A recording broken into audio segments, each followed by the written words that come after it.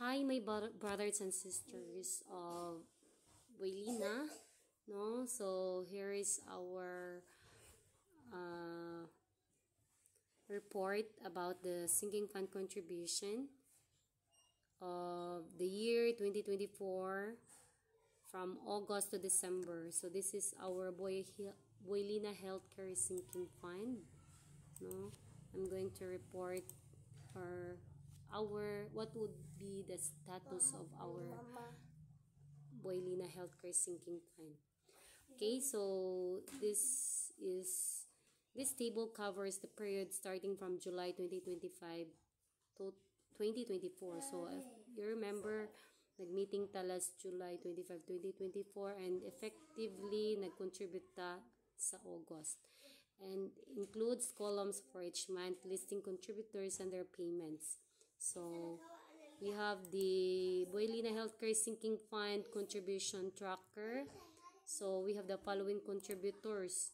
So who are they? So from Christina Mansueto Labrador, Crisela Mansueto Relativo, Delphine Mansueto, Joel Mansueto. We have Adelina Mansueto Amada, Junaida Mansueto, Robilin Mansueto Banol, Rubin Mansueto, Ronald Mansueto, Arnold Mansueto, Gilbert Mansueto, Flory B. Mansueto Gutierrez, Mary Joy Mansueto, Maris Mansueto, Jean-Marc Mansueto, and we have Lauren Mansueto, Builina monthly budget. Okay, so here are the following contributions from August to December. So Christina only contributed 1,050 month of November, Crisela 1,050 sa November, total of 1,050, Delphine. So August, November, and December we have 3,600, and we have Joel Mansueto from August and September, so 2,000. Adelina from August to November, 4,650. Junaida Mansueto from August to November, 2,650. Robilin Mansueto, 1,650 until November, so 6,450. So nahuman naman din ako ganina o kuan ka na total, diba? But until ni Maris Mansueto got 6,450. So the total ni o 36,350. So during my first video nasayop ni siya og total kay na error di ari, kalimtan ako butang og h sa formula. So therefore ang atong cash balance is 36,350. So this is just a discussion ha kung asa paingon ang ato ang kwarta nga sinking fund. So supposed to be iton kumpletuhon o contribute, but ang uban kay naglisod man, so pwede ra mo tampuan na sa mga butal-butal later on, so pwede pa nina to ma-adjust. Okay, so 36,350, so kuhaan na to na sa percentage sa reunion fund 30%, burial assistance fund 20%, healthcare assistance fund 25%, and emergency cash fund 25%. So remember katong atong isabutan katong natin memorandum of agreement kung para asa ang kwarta para in the future dili na ta maglisod. So muna 30% sa 36,350 mo nang natay reunion fund nga 10,905 para pun kung mag-reunion ta magtapta, so muda ko gyud atong pondo, dili na kay mag-shoulder na ang usa ka person para natong tanan. So burial assistance fund, so simba ko magkinaunsa, no, so naatay pondo, no, wa man na nato gi-pray pero palayo lang, no. Then mas maayo nang prepare ta always. Then healthcare assistance 9,087, and emergency cash fund 9,087 also. So kining healthcare, so dili man jud ma-cover tanan nga mga tabang sa healthcare nato kay gamay pa man tag pondo. So probably sa parents pa nin ma-focus. So kung good contributor ta, so pwede na ta.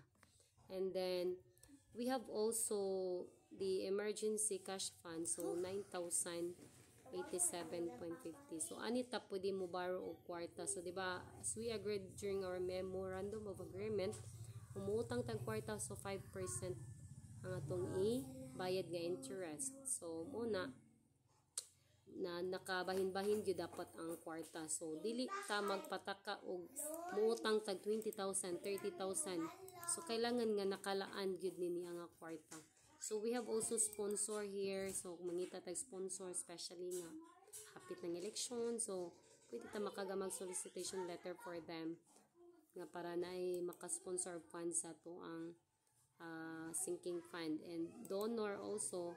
So anyone nga atong mga kaila kung pwede mag-donor sa to ang sinking fund, or even tagsa-tagsa nato kung natay extra money, we can donor also. So mao to siya, you should less the operating expenses, no?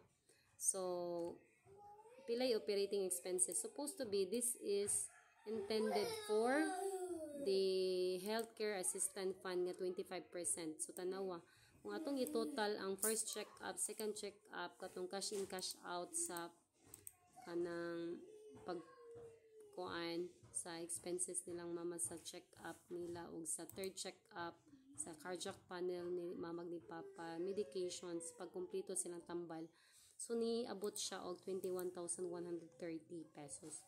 So tanawa, ang healthcare nato nga assistance fund is 9,000 only.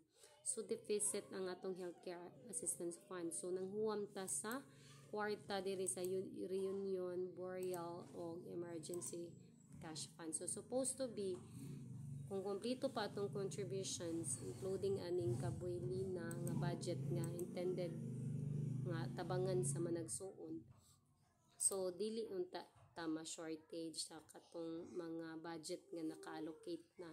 So mo ni ato ang mitingan nga unsaon nato na siya pag kuan. So dapat gi-encourage ang tanan nga mo contribute kay para mudako ato ang healthcare assistance fund. So deficit ni ginataplan pa ni sa kanang uban nga pondo. So mo to siya, ang total cash balance nga na-collect sa mga contributors less na to og 21,130. So natay remaining balance nga 15,220. So mo ni atong balance sa to ang kwarta sa sinking fund ni Buylina Healthcare. Okay? So that's our presentation of sinking fund contribution year 2024, August to December 2024. Okay? So if there are some clarifications or comments or suggestions, just go to our chat box and say something. Okay, thank you, and I hope stay tuned ta. Okay, bye-bye.